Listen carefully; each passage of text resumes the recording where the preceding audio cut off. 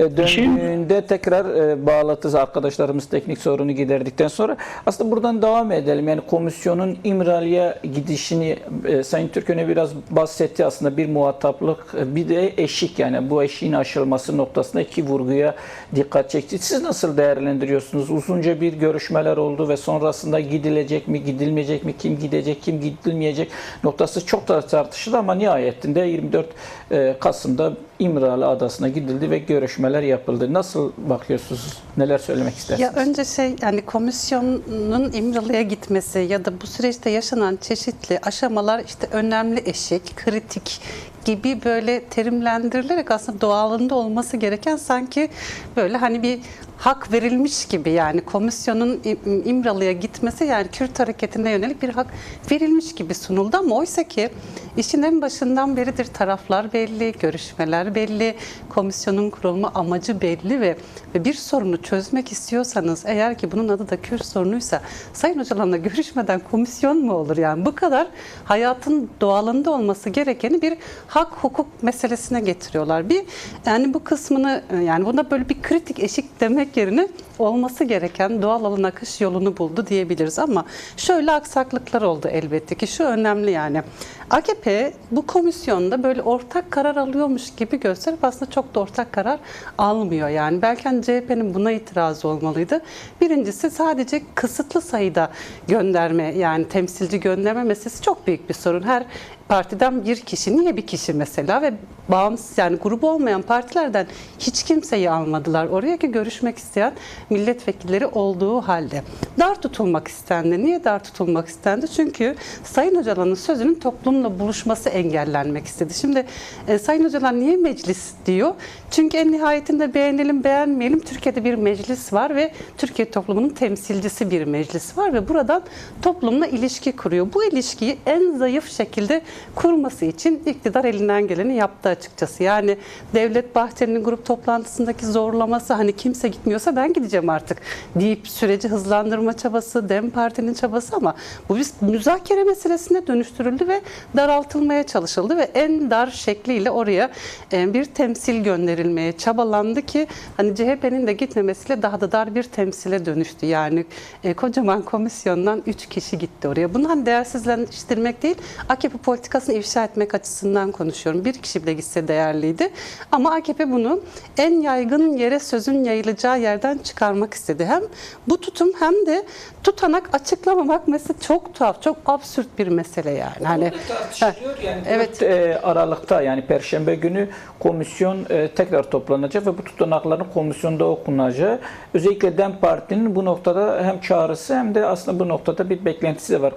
Komisyon, yani İmralı'da yapılan görüşme tutanaklarının kamuoyuna açıklanması noktasında nasıl? İlk günden açıklanması gereken şey, yani gidildi, görüşüldü. Bu konuda görüşenler, hani Sayın Gülistan Kılıçkoçyiğit zaten belirtti ana yönleriyle, ama burada bir AKP hilesiyle karşı karşıyayız yani. Hani açıklamamak, AKP medyasının meseleyi ele alış şekli, dar görüştürmek ve toplamda buradan da kendine ait bir şey çıkarmak. Oysa ki görüşüyorsanız bu bir hani daha ahlaki, vicdani, politik bir zemin ister. Yani bir meseleyi çözme konusunda iyi niyetiniz varsa, kararlılığınız varsa bu zeminin daha gerçek, hakikatli bir zemin olması gerekiyor ve bence komisyon toplamda gitmeliydi.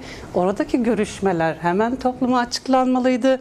Komisyonun en büyük eksiği şuydu: hani çeşitli dinlemeler yapıp toplumsallaştırma meselesinde bence çok geri kaldı yani. Ama elbette ki şöyle bakıyoruz biz, yani dilin pozitifleşmesi, meselenin pozitiften kurulması, artık çatışma değil, bir şekilde diyalog meselesi gündemdeyse bu eleştirilerimizle beraber iyi bularak komisyonun varlığını hani ifade edelim, görüşmenin varlığını, ama çok daha iyisi olabilirdi. Ama burada fazlaca bir AKP'nin hala tek başına yönetme, tek başına karar verme, tek başına hareket etme ve bütün olayları en nihayetinde kendine evriltme fikrinden bir türlü vazgeçmeme meselesi var.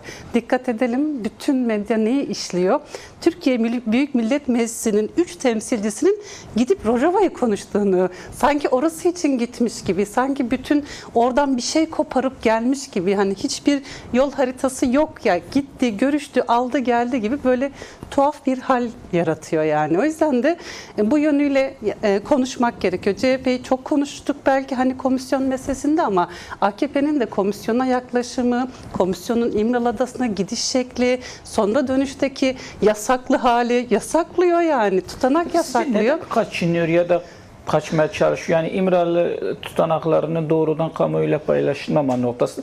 Benzer bir gizlilik elbette komisyon kararı denildi ama yani Adalet Bakanlığı, Savunma Bakanlığı, MİT, İçişleri Bakanlığı gibi yani aslında en önemli yani meclis ya da iktidar tarafından en önemli muhatapların yani belki de sorunu ya da adımları atacak tarafların bu görüşmelerde de komisyonda yapılan oylamayla bunlar da aslında gizlendi ve 10 yıl gibi bir süre içerisinde kamuoyuyla paylaşılmayacağı noktasında bir karar aldı. Nasıl? Şimdi yani MİT zaten görüşüyor Sayın Öcalan'la diyelim. Devlet görüşüyor. Bunun ifşa edilmemesinin çeşitli sebepleri olabilir yani ki Sayın Öcalan kendi örgütünü açıklıyor. Mesela biz en nihayetinde 200 sayfayı aşkın bir deklarasyon gördük yani. Ne yapmak istediği, sözünün ne olduğu, nasıl gittiği kısmında ama kapalı kısmı olan aslında Türkiye Devleti kısmı kapalı yani. MİT sonuçta ne görüştüğünü aslında anlatmıyor diyelim ama şöyle bir tarafı var yani hani MİT görüşmüyor ki saklayasınız yani. Hani silahın nerede yakılacağı konuşulmadı ki saklayasınız yani. Orada bir hani özetle şu vardı. Türk ve Kürt halkının tarihi serüveni yani biz nerede başladık beraberliğe, bugüne nasıl geldik, tüm bu süreçleri çünkü insanlık hani biraz anda, mekanda ve zamanda kurulur ya kültürler.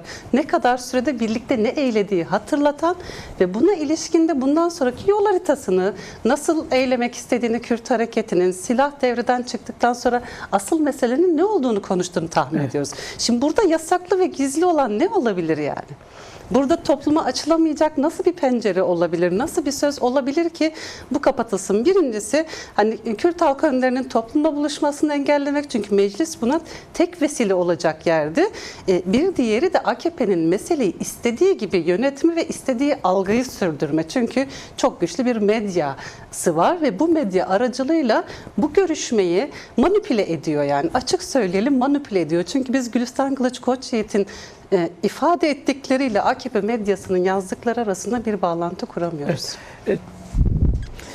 Devam edelim aslında teknik bir sorun yaşadık. Yani bahsettiğimiz konular arasında bir bütünen önemliydi. Yani biz komisyonun İmralı'ya gidişi ve sonrası süreci aslında değerli Türköne ile konuşacağız. Yani o daha çok yasaların olmadan sürecin yürütülmeyeceği geçiş yasaları, entegrasyon bu noktalarda da iktidarın ketum kaldığını hatta işte Sayın değerli Türköne'nin de bahsettiği gibi bozuk bir plaka gibi tekrar ettiği noktasında. Nasıl görüyorsunuz? Yani neden sürekli böyle bir adım ileri iki adım geriymiş gibi bir süreç de takip ediyoruz iktidar cenahından? Nasıl görüyorsunuz? Nerede bir hata ya da neden çekinme bu kadar güçlü?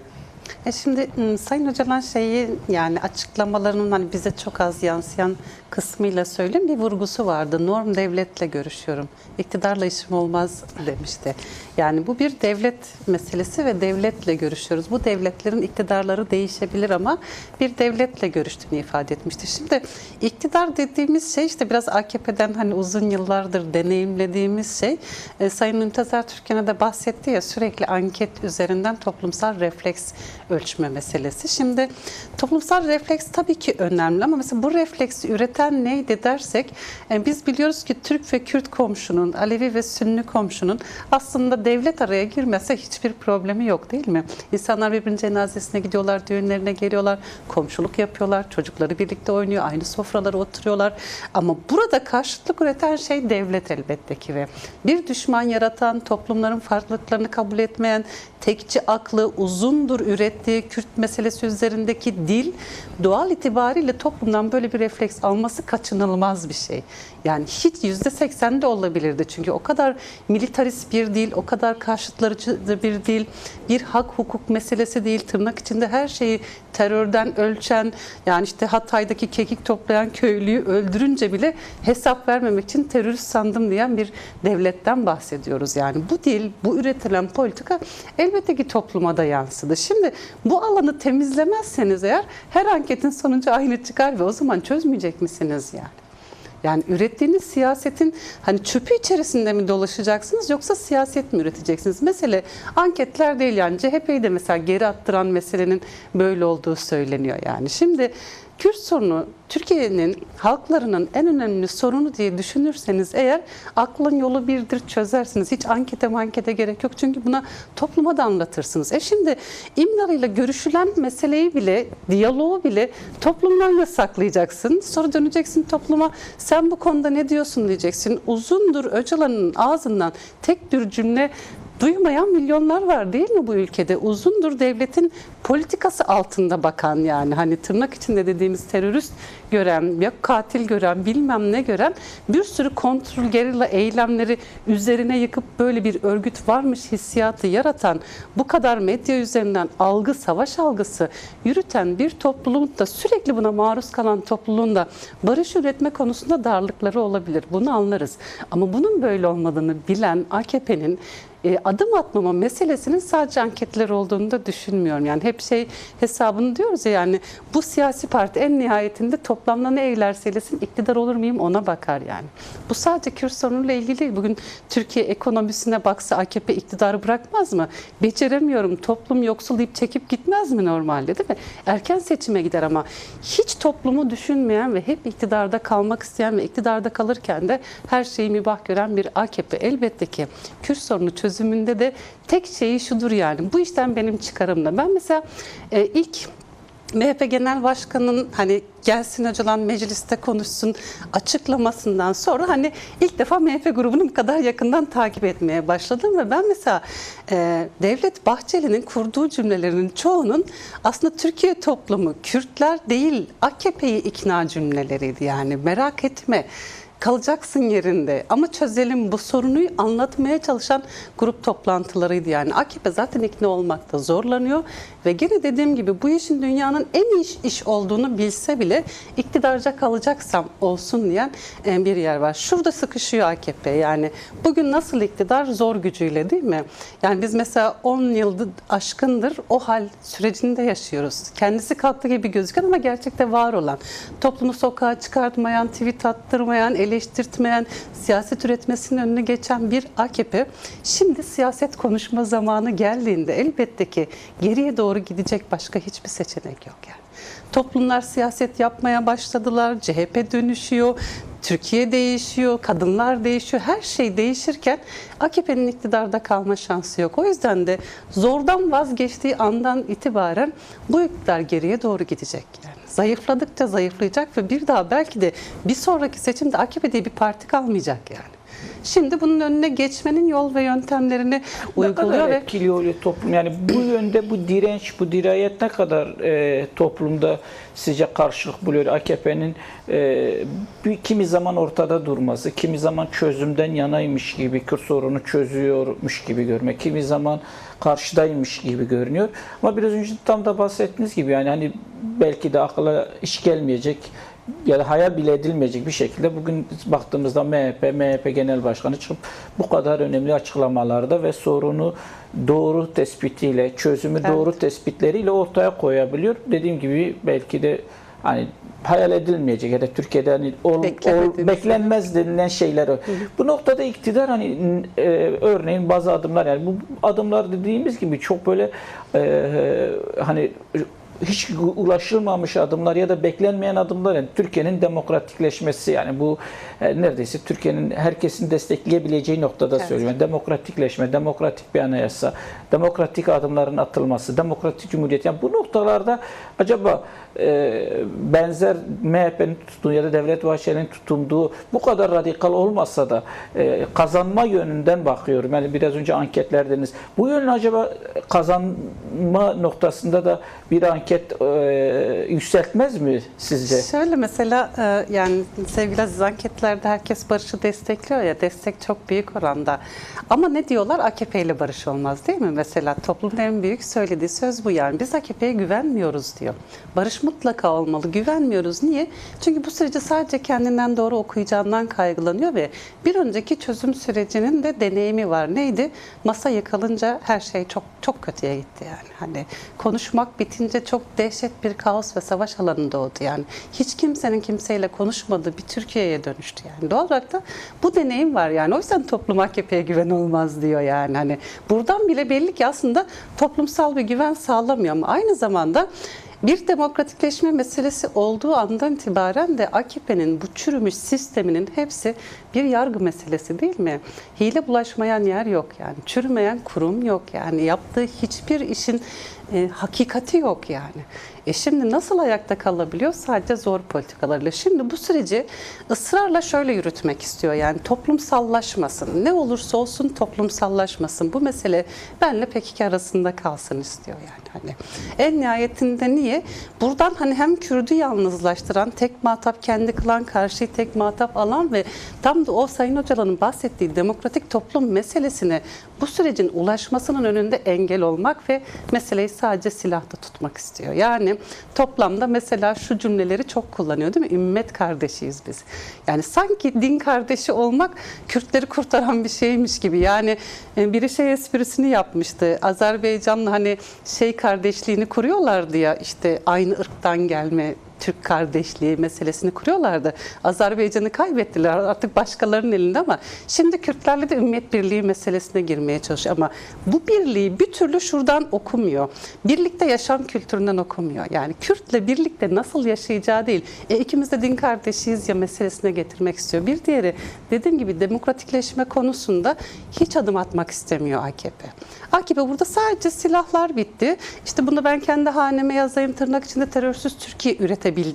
Ben yaptım gibi ki geçen gün hani Cumhurbaşkanı şeyi konuşuyor. Geçmişte çok kötü olaylar oldu. Sanki o varken olmadı gibi. Yani biz şeyi biliyoruz yani öz yönetim süreçleri bu savaşın en vahşileştiği anlar ve zamanlardı yani. AKP iktidarıyla oldu değil mi bunlar? Yani hatta biz bölgeye IŞİD'in girdiğini düşündük. Yani bu kadar bir devlet eliyle canileşme olamaz. IŞİD'i mi getirdi toplumun üzerine saldı diye düşündük. Şimdi geçmişte olmuş onunla hiç alakası yok. O zaten Kürt'ün hakkını veren bir cumhurbaşkanı. Doğal olarak da artık Kürt'te var diyoruz. Daha ne ki pozisyonuna indirmek istiyor. O yüzden de dikkat edelim. Hep sürekli şey dayatması var yani. Adım atsın. Kürt hareketi adım atsın yani. Sürekli adım atsın. Yani şöyle de var yani örneğin hani böyle bir baktım yani tarihte 6-7 Mayıs'ta örneğin hani 40 yıllık bir süreçten bahsediyoruz. Normal Türkiye'de siyasi bir parti bile kapanma süreci bu aya böyle sancılı bir dönemken yani bu kadar mücadeleyle geçmiş yani bir halkın bu kadar yıllarca mücadele vermiş bir parti kendini 6-7 Mayıs'ta feshettiğini duyurdu ve sonrasında 26 Ekim'de ya da 11 Temmuz'da silahlar yakıldı. Süleymaniye'de silahlar yakıldı. Sonrasında 26 Ekim'de bütün Türkiye'de güçlerinin çekildiği noktasında Kürt hareketi bu noktada bir açıklama yaptı. Yani bu kadar önemli adımlar peyderpey geldi ki dünya deneyimleri sürekli bahsedilir. Hani dünya deneyimleri aslında bunların tam tersi bir süreç işliyor yani. Bazı demokratik adımlar atılır, süreç işletilir, silah bırakmak, feshetme ve sonrasına gelir. Ama bütün bu adımlar hem Kürt Halk Önderi Abdullah Öcalan'ın hem Kürt Özgürlük Hareketi'nin bu noktadaki şeyleri sürekli sürecin ilerlemesi açısından, demokratikleşmesi açısından, Türkiye'nin bu noktalardaki Kürt sorunu çözümü noktasındaki samimiyetin göstergesi olarak bu adımları tekrar ama dediğiniz gibi yani adım noktasında özellikle demokratikleşme söz konusu olduğunda AKP böyle çok karşı gibi duruyor. Yani hani bu şey olarak söylemiyorum. Yani örneğin şu an bir Covid yasası 11. yargı paket geliyor. İşte siyasiler faydalanmasın, işte yararlanmasın, başkaları yararlansın. Ya da hasta tutsaklar durum yani böyle normal, spesifik genelgelerle bile çözülebilecek noktalar adım atılmıyor. Ama bu noktalarda nasıl bakmak lazım? Yani neden bu kadar kaçma? Yani salt anket meselesi mi yoksa Kürt sorunun çözümüne bu 100 yıllık red inkar politikasının arka yüzü mü? Önce hani söyleyeyim sevgili Aziz, bu hani Kürt hareketi adım atıyor ama devlet atmıyor meselesini ben biraz şöyle okuyorum. Kürt hareketi siyaset yapıyor ama devlet yapmıyor. Şimdi Orta Doğu hani çoklu bir denklem. Yani ve süreç çok da hızlı ilerliyor ve ben Kürt hareketinin toplamda mesela silah yakma, çekilme, yeni bir perspektifle yeniden Türkiye haklarına sunma meselesini çok hızlı ve iyi bir siyaset olarak okuyorum. Yani çünkü Orta Doğu'da her şey değişirken duran kaybeder, hareket eden kazanır. Bir de dönem öyle bir döneme geldi ki siyaset yapma dönemi. Yani ben Kürt hareketinin AKP ile görüşme yürüsün ve masada olalım diye de sadece silah bıraktığını düşünmüyorum. Yani bir hareketin toplamda kendinin politik eyleme şeklini değiştirmesi olarak görüyorum ve şu çok kıymetli, yani bizim yaşımızda tek nasip olan şey, biz ilk defa bir örgütün değişimine şahitlik ediyoruz yani ve bunu bazen anlama ve kavramada da sıkıntı yaşıyoruz. Yani bazen iç kızgınlıklarımız oluyor. Niye, neden? Hani hiçbir model böyle değil. Ama mesela şunu öğretiyor bize. Mesele pazarlık meselesi değil yani. Ben al ver dedikçe devletli olurum. Yani oysa ben devletle mücadele ettim ve aslında Kürt hareketinin toplamda şeyi şu diyebiliriz değil mi? Yani sürekli büyüyen devlete karşı toplumu büyütmek isteyen bir hareket. Yani devlete sınırlarına çekil, dilime, dinime, yaşamıma, hayatıma karışma, kendi kendimi yönetebilirim üzerine kurdu mücadelesini. Şimdi bu hareketten devletli bir dil beklemeyiz değil mi? İşte bunu verirsen şunu alırım, onu. Şimdi bu al-ver meselesi şuna getirdiğini Türkiye'de çok deneyimledik. Veren devlet bir çırpıda bir kararnameyle de geri alabiliyor. O zaman bu örgütlülük meselesi ve Orta Doğu değişirken bence Kürt hareketi siyaset yapıyor yani. Çünkü artık şöyle bir farklı bir noktaya da geldi. Yani Irak Kürdistan'ı var, Rojava var ve Türkiye var. Şimdi tam da Suriye-Türkiye ilişkisini biraz ben Irak'tan şöyle ayırt ediyorum. Elbette ki yani orası da bir Kürt topluluk. Ama Suriye meselesinde iki yakadaki Kürtler akraba. Dili bir, dini bir, her şeyi bir Kürt topluluktan bahsediyoruz ve gene aynı sınırda Türkiye ile benzer bir şekilde Alevileri akraba.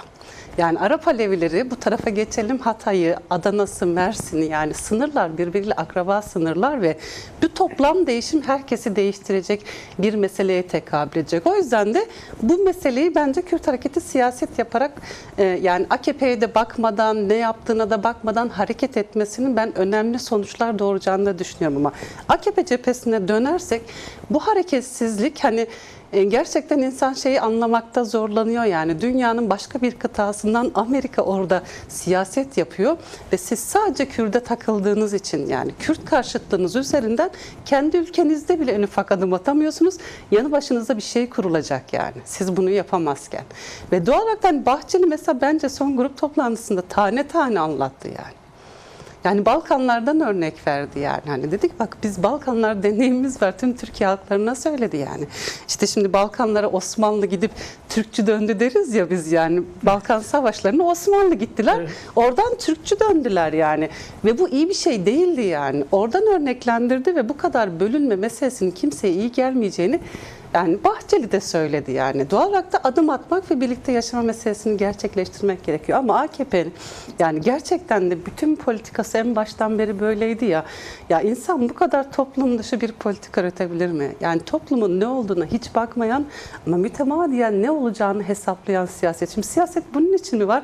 Hani bu yakın zamanda Sayın Öcalan'ın geçmişteki bir röportajı yayınlandı ya Fatih Altaylı'yla. Diyor ya ben bu milletvekillerine maaş bile vermem yani. Evet. Gerçekten bu iktidar maaşı bile hak etmeyen, ki diyelim ki bir iş yerine gidip 8 saat geçiriyorsanız hak edersiniz ya, burada bunu bile hak etmeyen, toplumun faydasına siyaset üretmeyen garip bir iktidar hali ve şeyden insan çok tedirgin oluyor sevgili Aziz yani. Hani bir ufak hatasının toplumlara nelere mal olabileceği kısmında da insan gerçekten kaygılanıyor. Çünkü son görüşmede bir şekliyle gerçekten daha önceki çözüm süreci işte yıkıldı ve bir darbe dinamiği harekete geçti ve yeniden bir darbe dinamiği meselesi, darbelerin Türkiye toplumlarına ödettiği bedel çok büyük yani. Doğal olarak da umarız AKP'nin taktiksel, kişisel, şahsi hataları Türkiye toplumunun hani bedel ödeyeceği bir yere kadar gelmez. Yani siz aslında kısmına değindiniz ama hani hem sınırın hani hem dil hem din hani o inanç birlikteliği yani hem sınırın bu tarafı hem de sınırın öte tarafından da biraz bahsedersiniz.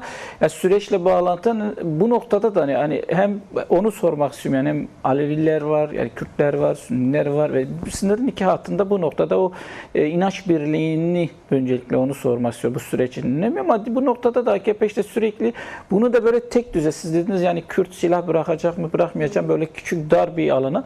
Rojava meselesinde de böyle dar bir alana. O işte burada silah bırakıyorsa orada da silah bıraksın. Burada geri çekiliyorsa orada da geri çekilsin. Bu ikisini nasıl okumak lazım? Yani bu ikisi dengeyi nasıl korumak lazım? Hem sınırın bu tarafında hem de sınırın öte yakasında nasıl görmek lazım? Nasıl dengelemek lazım? Önce şeyi söyleyeyim hani Suriye'de mesela Alevi soykırımı devam ediyor. Yani toplumlara karşı gerçekten HTŞ düşmanlığı devam ediyor. Şimdi biz HTŞ'nin DAEŞ olduğunu, IŞİD olduğunu biliyoruz yani ama Türkiye'nin gene Kürt karşıtlığı meselesi oradaki tüm dünya açısından örnek olacak hani Rojava sisteminin tüm Suriye'ye hakim olması gerekirken meselesi entegre dediğiniz şeyin kaç kişi kaç koltuğa oturtacağınız meselesi değil. Tam da böyle yaşamak isteyen Kürtle birlikte yaşayabileceğiniz yasal düzenlemelerinizi yapmanız meselesi. O yüzden de şimdi yasal düzenleme de konuşulurken şöyle eksik konuşuluyor. Yani işte af meselesine neredeyse getiriliyor. Kim affedilecek? Ya mesela barış konuşuyorsak af yoktur orada yani. Barış konuşuyorsak kavga ettik ya barışıyoruzdur yani. O zaman örgütün şu düzeyi, bu düzeyi, buyu şuyu kalmaz yani. Çünkü barışıyoruz.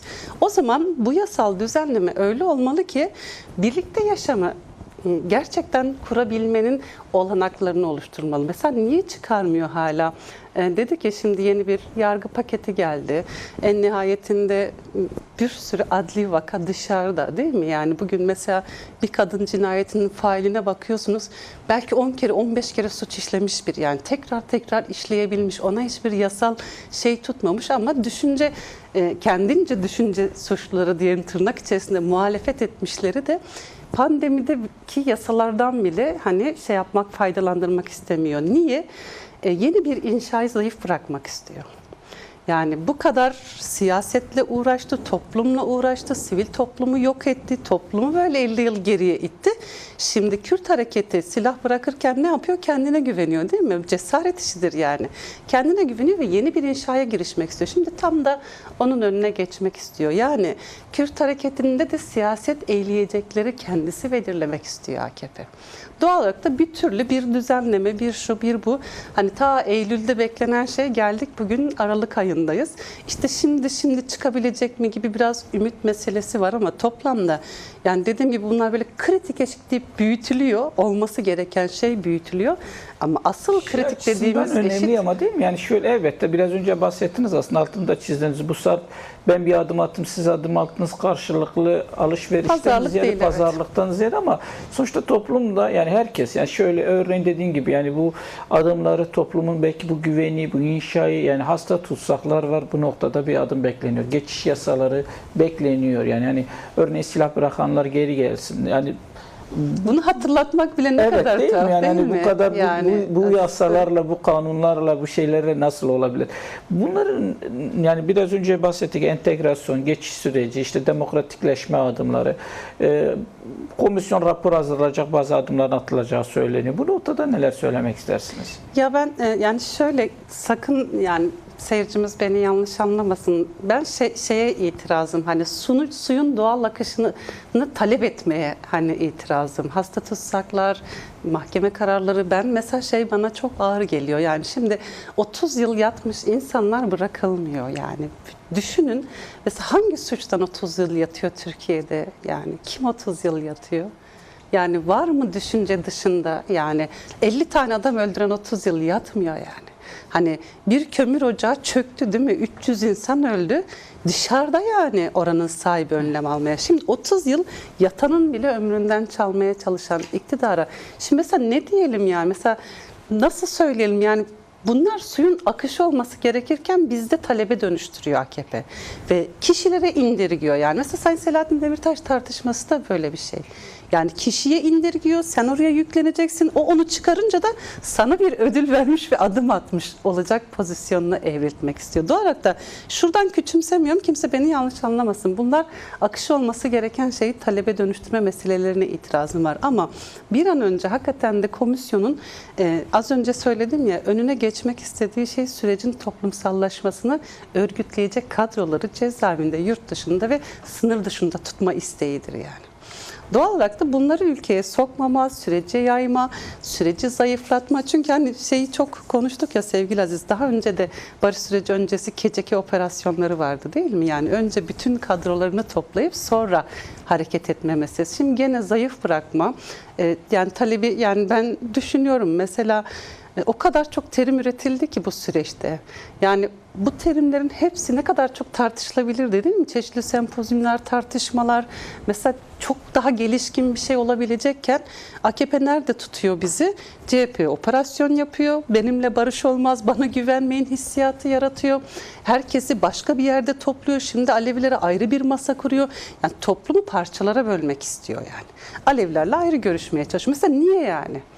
Sebep ki mesele demokratikleşmesi. Mesela Alevilerle niye ayrı bir masa kuruyorsunuz yani? Ama böl, parçala, zayıflat, yavaş adım at, oranın gelişmesine engel ol ve en nihayetinde hep her süreçten kendi cebine ne koyacağına bak. İşte o yüzden ben hani bu topluma nasıl diyelim düşman bir siyaset yani. Bu dost değil yani. Bu iktidar yönetme değil. Para kazanmak için devletin başında kalmaya çalışan bir iktidar yani. Yani topluma hizmet meselesi değil yani. Yani devlet zaten bu konuda sınırlarını aşmıştı. Yani topluma hizmet edilsin diye kurulan devletler topluma nasıl diyelim çavuşluk yaptı yani. Yukarıdan seslendi, sopa gösterdi, düşüncesinin her şeyin önüne geçti. Ama şimdi AKP bunu da çığırından çıkaran bir iktidara dönüştü maalesef yani.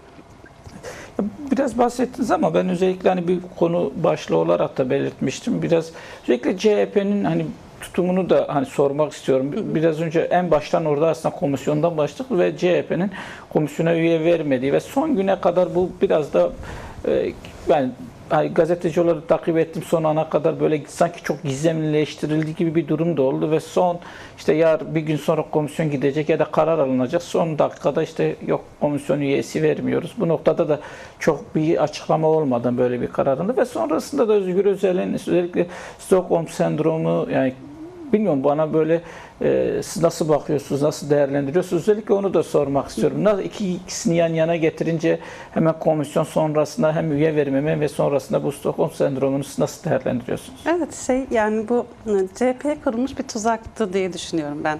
Komisyonun İmralı'ya gitme meselesindeki AKP'nin süreci yönetme tarzı.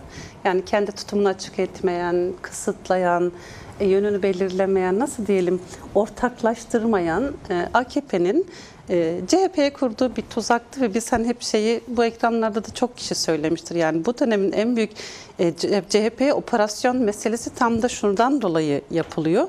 Yani Türkiye'de bir Kürt seçmen ve CHP birlikteliği Türkiye'de yeni bir iktidar imkanı doğurdu ve burada bu iki çevre birbirine nasıl düşer hesabı hep yapıldı.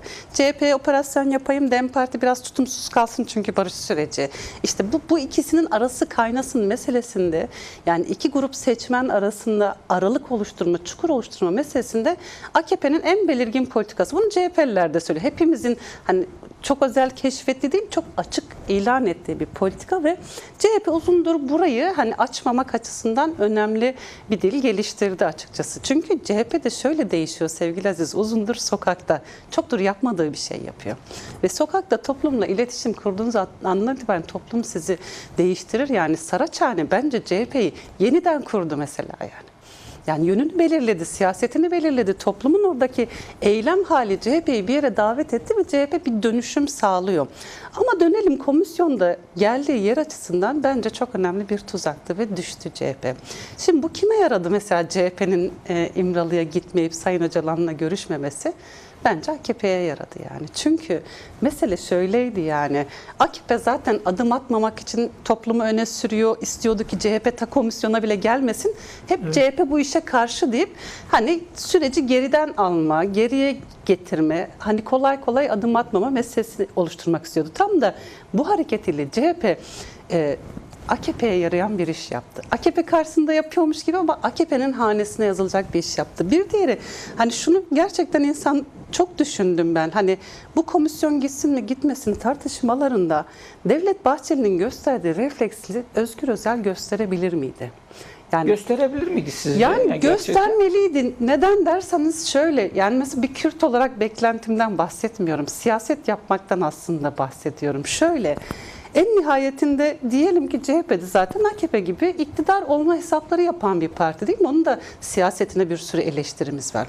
Ama şimdi iktidar olmak istiyorsan %3'lük İyi Parti'den gelen oyla değil, Kürt oyuyla iktidar olma şansınız var. Kürt oyu derken tam da politik bir politik de hani salt, biraz önce bahsettim, salt seçmen olarak, oy olarak bile bakıldığında ama bu noktada tam da hani komisyon gitsin mi gitmesin noktası öncesinde Özgür Özel bir genel başkan, CHP genel başkan bir özür de diledi. Yani kamuoyuna işte Kobani davasından, işte ta 2016'daki dokunulmazlıklarda sonrasında ortaya çıkan tablodan dolayı da sorumluluklarını da kabul etti. Özür de diledi. Tam da böylesi hem bu şimdi Stockholm sendromu, bunlar hani seçmen dediğim gibi yani totalde daha da daraltarak seçmenler bir kırgınlığa ya da özellikle Kürt seçmen, bu kadar politik bir seçmeni nasıl bir şey sizce büyük bir tepki oluyor? Hatırlatalım. Mesela Özgür Özel komisyona işte gene CHP zorlanıyor ya, oturmasın. Özgür Özel demişti ki Kürtleri AKP'nin eline bırakamam. AKP'nin karşısına yalnız da bırakamam. Şimdi bu onun kendi sözleri. Şimdi yani komisyona üye vermemek yalnız bırakmak yani. Değil mi? Yani tek orayla muhatap etmek anlamına geliyor. O yüzden kendi kendinde çürüten bir şey. Şimdi gelelim tüm bu mesele üzerinden Stockholm sendromu hikayesi kuruldu. Şimdi bu mesela beni çok etkileyen bir kelimedir. Çünkü uzundur Alevilere biliyorsun hani çok kurulan bir şeydir. CHP'ye oy verme meselesine Stockholm sendromu derler yani. Hani çünkü 21 Koçgiri katliamı, 38 Dersim soykırımı açısından CHP ile ilişkisi Alevilerin Stockholm sendromu der ve biz Alevileri çok etkilerdi bu yani. Ben hiç CHP'ye oy vermedim. Ama şöyle üzerdi yani, seçeneğimiz mi var yani? Yani niye Aleviler CHP'ye oy veriyordu? Çünkü siyasal İslam kaygısından en azından laikliği ayakta tutabilecek bir parti. Şimdi tam da bu noktada Özgür Özel'e sormak lazım. Seçeneği mi var yani diyelim Kürtlerin AKP ile konuşmak dışında, MHP ile konuşmak dışında? Doğru siyaset yapsaydınız, iktidar olsaydınız keşke sizinle konuşulsaydı yani. Ama tam da siz eksik yapmışsınız, seçeneksiz bırakmışsınız, sonra bir toplumu celladına aşık olmakla suçlayamazsınız ki bence de hala AKP'den, yani AKP'ye karşı bir muhalefet var dersek o da Türkiye'de Kürt hareketi, sosyalistler ve kadın hareketidir, Alevi hareketidir yani. CHP değildir yani gerçek muhalifler. Şimdi bu söz çok eril, çok yukarıdan, çok yaralayan bir yerde. Yani ben şu demek demiyorum hani bunu söyledi ve koptu değil ama bazen tarihin bazı anlarında bazı şeyleri iyi ifade etmeden önce iyi düşünmek lazım. Şimdi CHP mesela bize AKP'yi niye hatırlatsın ki? Çok yakın bir süreç. Ya hatırlatırsan seni de hatırlatıyor işte. Ben mesela hemen CHP'nin 90'lı yıllarda Tansu Çiller'le birlikte iktidar olduğu dönemi hatırladım yani. Şimdi Madımak yaşandı değil mi? Erdal İnönü yani genel başkanıyken CHP'nin. 90'lı yıllar Kürtler için çok kanlı yıllardı yani. Artı şimdi kongre yapıyorsun, kendini ilk kongreni Sivas Kongresi olarak adlandırıyorsun. Şimdi Cumhuriyet'in ta o gününden bugüne bütün kirini, pasını, iyisini, kötüsünü sırtına alıyorsun değil mi? Şimdi AKP'ye ne diyelim yani? Sen 100 yıllıksın, o 30 yıllık yani. Evet, gelişi böyle konuştuk son 2-3 dakikamız ama hani bütün bu konuştuklarımızdan yani dediğin gibi 4 Aralık'ta komisyon tekrar toplanacak. Yani çok kısa hani gazeteciler olarak gazeteci yarın ya da hafta bizi ne bekliyor? Siz neler söylemek istersiniz son olarak? Ya ben şeyi söyleyeyim yani CHP şunun farkına varacak. Hani bugünkü anket yarın çok boş bir şeye dönüşebilir yani. Bugün öcüleştiren Kürtler yarın çok sempatikleştiğinde CHP'den özür dilemek durumunda kalabilir yani. Çünkü güne göre değerlendirmemek lazım. O yüzden CHP böyle bir çıkış yapabilirdi diyorum ve ben bunun tartışıldığını da düşünüyorum. Bu yönde daha iyi adımlar geleceğini de CHP'den bekliyorum açıkçası. Bir diğeri biraz gerçekten de yani Orta Doğu'da hani böyle bir bozuk plak dedi ya bir Suriye'nin Türkiye'yi, bir Türkiye'nin Suriye'yi bekleme hali var. İlhan Ahmet burada bir şeye davet edildi, barış konferansına. Evet. Mesela Yani umarım sorunsuz ve sıkıntısız gelir ve bu bir mesaj olur mesela yani. Hani bu kadar HTŞ ile görüşen AKP iktidarının hani bir akıl değişmesi yönünde bir mesaj olabilir.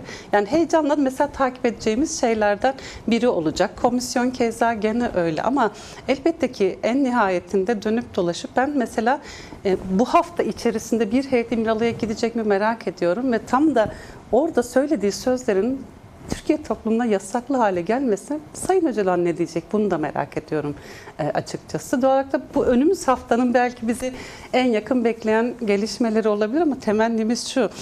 10 yıldır çok arkadaşımız yurt dışında ve çok arkadaşımız cezaevinde. Elbette ki hepimizin heyecanla beklediği şey bir yasal düzenleme meselesine bir an önce komisyonun girmesi. Yani bence yeterince oyalandılar diye düşünüyorum.